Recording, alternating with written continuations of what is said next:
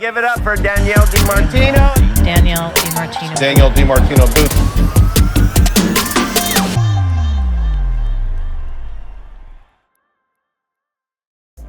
Hey everyone, welcome back to Kitco News. I'm Jeremy Szafron. We got a great show for you today. While the mainstream media remains focused on inflation in so-called soft landing narratives, the underlying data tells a very different story. Now, U.S. consumer confidence has plummeted to its lowest level since February of 2021, according to the Conference Board. And the Conference Board's leading economic index has now declined for 20 plus months straight. Historically, this kind of prolonged drop has always preceded a recession. In February 2025, it fell again, down 1% over the last 6 months. Yet, Fed Chair Jerome Powell tells us that the economy is still, quote, strong overall, despite trimming the U.S. GDP forecast to just 1.7% this year, the slowest pace, by the way, outside the COVID era since 2011. Now, according to my next guest, the U.S. is already deep in a private sector recession. She warns the inflation narrative is a distraction. The real economy is being hit by falling margins. We got job cuts, tightening credit, and of course, weakening demand. Here to discuss the real risks and warn us what the Fed could be failing the U.S. economy right now is Danielle DiMartino Booth. Danielle is the CEO, of course, and the Chief Strategist at QI Research, which I highly recommend, by the way. Great to see you, Danielle. Thanks for joining us. Thank you for having me again today. It's great to be here. Okay, well, we got lots to get into, including this recession talk. The latest Deutsche Bank survey is warning the odds of a U.S. recession are basically a coin toss, 50-50 here. Out of 400 respondents surveyed between March 17th and the 20th, the average estimate puts the chance of an economic downturn in the next 12 months to 43%. And in the meantime, bond expert Jeffrey Gundlach at Double Line Capital told CNBC he now puts the odds of a recession at 50 to 60%. Morgan Stanley is pointing to the recent market correction and warning that a, quote, uncertainty shock fueled by unpredictable trade policy could tip the economy into a slowdown or even worse. So, Danielle, what's your take on the U.S. economy right now? Let's talk about it. Well, my take is that by the time you start to hear the sell side come out and make these predictions, historically speaking, we've actually already been in recession. And that's my greater concern right now. We have seen a continued string of downward revisions to payrolls in 2024, throughout the year of 2024. It's looking like job losses did indeed begin last year. The private sector is showing no signs of abating in terms of continuing to cut headcount. And the word has definitely trickled all the way down from the C-suite to Main Street. I know that there's a lot of focus right now on the consumer confidence survey, but by golly, we saw 66% of Americans in the latest University of Michigan survey come out and say, we see a rising unemployment rate in the next 12 months. That's 66%. We've never been past the 60% mark without already being in recession. That's a past tense historical reference and data back to 1968. Yeah. And talk a little bit about these red flags that you're noticing in the first quarter of this year, particularly that C-suite that you're talking about. I mean, what's your outlook for the rest of the year and what does it mean for earnings? So we're seeing a dramatic pullback in CEO confidence. So that's yet another signpost. We had a burst of optimism right after the election into December, and the reversals that we're seeing from kind of these December high points until these March readings is absolutely unprecedented. We've never seen these kinds of pullbacks, and we looked back to the full history in some of these readings, and the reversal is really, really breathtaking. Challenger Gray and Christmas, they've been a little bit behind in being able to track layoffs, but in the month of February, it seems like they played a mean game of catch up, tallying 172,000 layoffs. Only 62,000 of those were in the public sector. That's what we were expecting, of course, given all the announcements that have come out of the new administration. But again, it was 172. That means that the vast majority of layoffs are still occurring in the private sector, where full-time employment, again, in the private sector peaked in April of 2022. Wow. Okay. Well, I mean, we've been talking about a little bit about this silent recession for a while, and we're starting to see it in the private sector. What will the experience be like for the U.S.? How bad of a recession will it be? I mean, will it be tougher than the silent one we're seeing now? Well, I think that the visibility of the recession will certainly be unwelcome, and that's always going to be the case, right? I mean, Americans are pulling back on their plans for vacationing. They're eating out less. When you're talking about discretionary spending on the goods and the services side coming down, these are lifestyles. These are lifestyles that are going through dramatic changes. And when you're not able to splurge and take the family out to dinner once a week or go to the movies or whatever it is that is in recreation spending where we're seeing serious declines, that is something that nobody appreciates. You don't want to have to change your lifestyle and start to play board games instead of going out, start to do staycations instead of going to Disney, whatever it may be. But something is happening in the US economy when traffic into and out of Las Vegas is down 1.1% on a year over year basis. Yeah. I'm curious what it's all going to mean for the stock markets, too. I mean, if we're just starting to see this now in Q1, what's that going to mean? I mean, the Mag 7 had a little bit of a snapback here. Well, they certainly have. And there's hope right now that the tariffs aren't going to be as onerous as what was originally envisioned. The Congress has all of 3 weeks to try and come up with some legislation before they break for Easter. What might or might not come out of the Department of Government Efficiency in the longer term? Are the tax cuts going to start to benefit? So there is a little mini burst of confidence right now. But again, that's not what we're seeing when it comes to bankruptcies and layoff announcements and consumer confidence on the ground.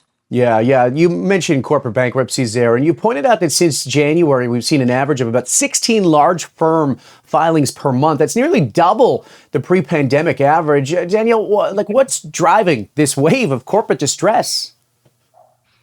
Well, in these types of environments, right, we've only seen 4 rate cuts out of the Fed. This is not what the banking sector was anticipating. This is not what was being penciled in. So now you're seeing the rubber meet the road. And that means that financing is increasingly difficult to come by. That manifests in rising bankruptcies, and that manifests in companies continuing to cut costs. So I think how this is going to end up looking for the stock market is going to be fairly visible pretty soon here, because it's banks that come out of the gate initially and announce their earnings, and we're coming to the very end of the current quarter. And I think we're going to see a continuation of, boy, those charge-offs are higher than we thought they were going to be, and that isn't even reflecting what's being extended and pretended. So in terms of whether you're talking about commercial real estate, the housing market appears to be hitting a hard wall in the United States. Inventories are going up. Prices are beginning to come down. Home builders are reporting that they're having to discount homes more than they had anticipated. And of course, the view from the C-suite, Walmart, Dollar Tree, they're saying Americans aren't spending. They're certainly not spending on discretionary goods or services, by the way. And that really is the caboose, if you will, because we had seen Americans continue to spend on services, and now we're beginning to see that pull back as well. Yeah, the cracks are starting to show. I mean, you've been doing this a long time, and we've had you on. You've been incredibly accurate about what's going to be taking place, forward-looking. Given all of this, the bankruptcies to consumer strain, what sectors, or more specifically, I guess, indicators, are you watching most closely for the confirmation of this deeper downturn ahead? So, it's expected that we see the pain that we're seeing in consumer discretionary. And that is indeed where we're seeing a lot of these bankruptcies. I'm a little bit more focused right now on consumer staples, because when you have the head of Dollar Tree come out and say that American households are even pulling back on essentials spending, that's going to manifest in consumer staples and Americans trading down to brands. We had a big meat packing company go out of business. That took 1,500 layoffs with it as well. When we start to see trading down, spending less, buying fewer brands, buying fewer packaged goods, you're going to start to see a bleeding effect from what you would expect to see: weakness in consumer discretionary, weakness in the banks, that filter all the way down to consumer staples. And that is indeed what we're seeing. Yeah. It's been fascinating to kind of watch that jump up too, with people kind of coming into the market, trying to buy things before the tariffs hit. That's coming out of the market now. Here's what Powell had to say about the chances of a recession in the U.S. There's always an unconditional possibility of a recession. It might be broadly in the range of 1 in 4 at any time. If you look back through the years, there could be within 12 months a 1 in 4 chance of a recession. So the question is whether whether this current situation, those possibilities are elevated. I will say this.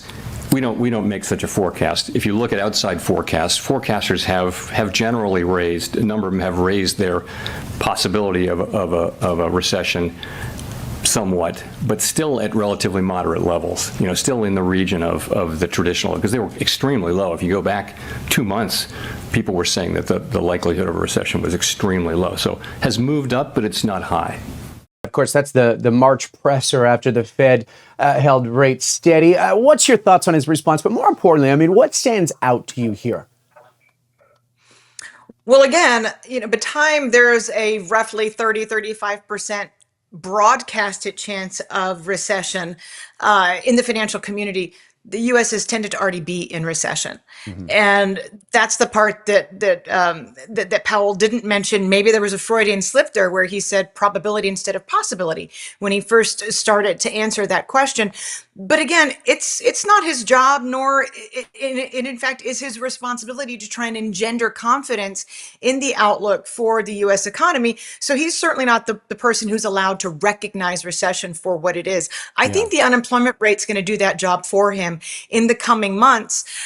It was interesting to see the bravado because there's not just one, but 2 payroll reports that will be released prior to Powell being at the podium again. We have a very early release date, May the 2nd, for April non-farm payrolls. And that, of course, is 5 days before the Fed next releases its statement on May the 7th. Yeah, I was reading your thesis. I want to get your opinion on what the Fed's doing wrong at the moment, because, you got this outlook on why inflation might actually come down faster than many expect. Explain that and kind of deep dive into it for us, if you will. Well, again, it's what we're hearing from companies on the ground, an inability to pass through increased costs. There's been a lot of stockpiling in anticipation of potential tariffs that has raised the input prices for companies, but companies are also saying we're not able to pass these prices along. If you look at any of the regional Federal Reserve surveys, there's a great big divide between prices paid and prices received. And that is a manifestation of a margin squeeze, not increased inflation. And we're seeing that in real-time inflation metrics that remain below the Fed's 2% target.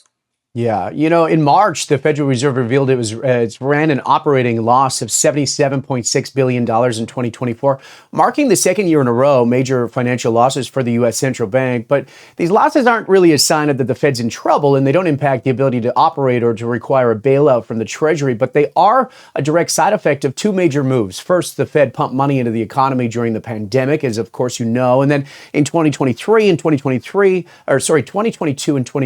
it sharply raised interest rates to fight that inflation. But the result is the Fed is now paying out more in interest, especially to commercial banks holding reserves, more than it earns from its massive $6.8 trillion portfolio of T-bills and mortgage-backed securities.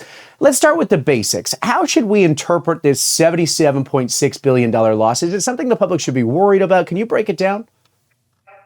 Well, if you're talking about actual dollars here, that's a rounding error when it comes to when it comes to the operations of the federal government. $77 billion. I think optically, however, it is indicative of the fact that there needs to be a rethink on the policy of paying interest on excess reserves. Is that really necessary in this environment? And I would venture to say that the answer is no. This was a policy that was implemented during times of emergency, during times of financial crisis. And I think that we need a rethink and to go back and revisit this policy of paying interest on excess reserves. Of course, that's not something that I've been advocating for a very long time, because again, it was a construct and an outcome of the financial crisis. We're a bit beyond that moment in time right now in American history. Yeah, I wonder how much pressure, this puts on the Fed to start cutting rates too, running at a loss like this. Well, certainly, if you're talking about paper losses, in terms of cutting, yes, mechanistically speaking, that is the case. But I think more on the fundamental side is where you start talking about the need for the Fed to cut interest rates, because borrowing costs for Americans, for U.S. households, for working American men and women, borrowing costs are still prohibitively high, whether you're talking about, 15% car loan rate in many cases, or credit card interest rates that are still upwards of 25, 26, 28%. So maybe for the biggest borrowers in corporate America, borrowing costs are not prohibitively high, monetary policy is not tight. But for the borrowers who spend the most and can afford the least, Fed policy is still very restrictive. Yeah. I'm curious. I mean, how many rate cuts do you see the Fed doing this year? So I foresee about 4 or 5 rate cuts being pushed through this year. I think, again, the unemployment rate when the February jobs data was released was just a rounding error, hair shy of 4.2%. The Fed's year-end target for the unemployment rate is 4.4%. I don't see us not getting there between now and, again, the May 7th meeting, not given the pace at which we're seeing layoffs push through. The difference between 4.2% and 4.4% can happen very quickly. And again, not one, but 2 non-farm payroll reports to come. Yeah. Okay. Well, let's talk a little bit about banking. I know you talked about it there. We're keeping an eye on the sector. We recently learned that the Massachusetts local bank has been deemed in trouble condition by a top federal regulator. The Office of Comptroller of the Currency says 42 North Private Bank, based in Canton, is no longer considered an eligible savings association. That, according to a cease and desist order announced on Thursday. I want to get your take on the state of the banking sector in general. I mean, are there any warning signs other banks or customers should be watching for, to avoid similar issues here, Danielle? Well, I think that there is something to be said for the fact that the Fed has indeed kept monetary policy, maintained their higher for longer stance than anybody was anticipating. That will filter through to commercial real estate transactions. And we are seeing an increase in transaction volumes in 2025. The delinquency rates are still continuing to rise. We've seen upwards of 6,000 store closing announcements so far in 2025. That's going to have a ripple through effect on the commercial real estate sector. The reason I'm harping on this in particular is because that's a source of serious weakness throughout the U.S. banking system, especially with some of the mid-sized regional banks down into the smaller banks. And I think that should be a focal point. I think what's kind of amazing about talking about a one-off bank in Massachusetts that's been closed is the fact that there have been so few bank closures since March of 2023, 2 years ago, with the blow-up of Silicon Valley Bank.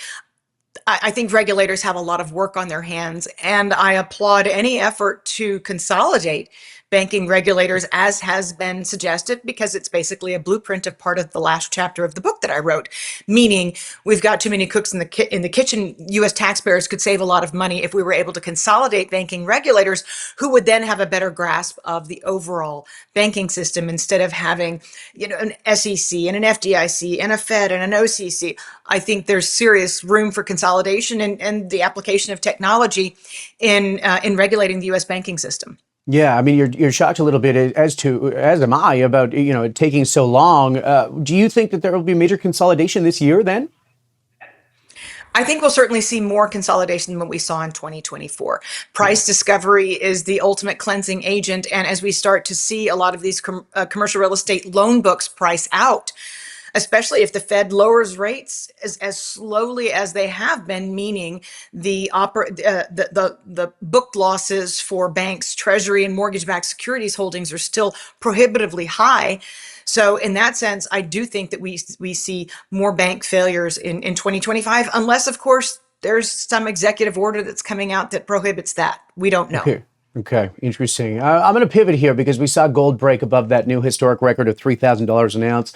And there are many drivers involved, obviously, from tariff fears, geopolitical uncertainty, and central banks around the world continuing to add gold to their reserves. But recently, Mohammed El-Arian, the Queen's College Cambridge president, told Bloomberg that gold has broken down all historic correlations. He further pointed out there's something going on about the dollar internationally, and that it is something that they take very seriously. How do you view what's happening in the gold market at the moment?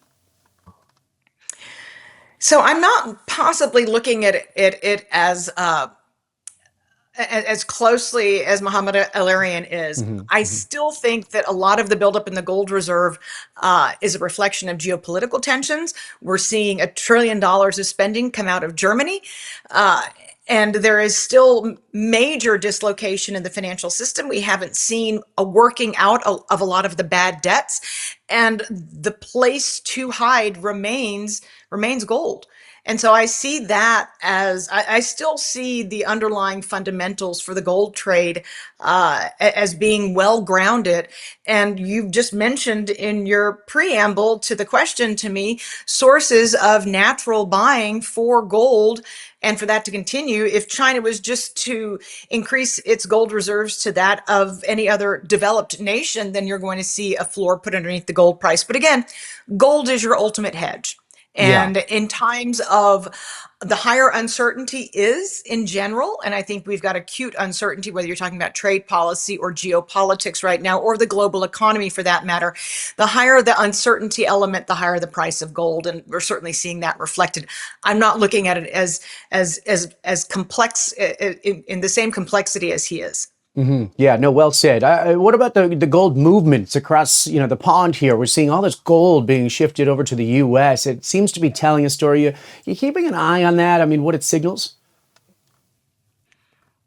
I mean, again, it truly is a reflection of, this is the safest of safe havens. If you're going to park it somewhere, you're going to park it where it's going to be the safest. Yeah. So maybe I'm being oversimplistic. I hope I'm not. But the higher the degree of the potential for, as I say, this is my mantra. Maybe I'll make it even simpler than this. Currency war, trade war, Cold War, hot war. The closer we get to the opposite end of the spectrum, the more you're going to want to be sure that your gold is safe. And I think that that's one of the reasons that people are flocking into gold mines as well. Yeah, the miners are definitely seeing it on the price action. All right, well, lots to unpack here. I appreciate it. Danielle DiMartino Booth is the CEO and Chief Strategist at QI Research. Thanks for this, as always. I appreciate your time. And thank you. Thanks, Danielle. Of course, if you found this conversation valuable, make sure to subscribe to Kitco News and turn on the alerts. We bring you the data that matters and the voices that challenge the narrative. Thanks for watching. I'm Jeremy Szafron. For all of us here at Kitco News, we'll see you next time.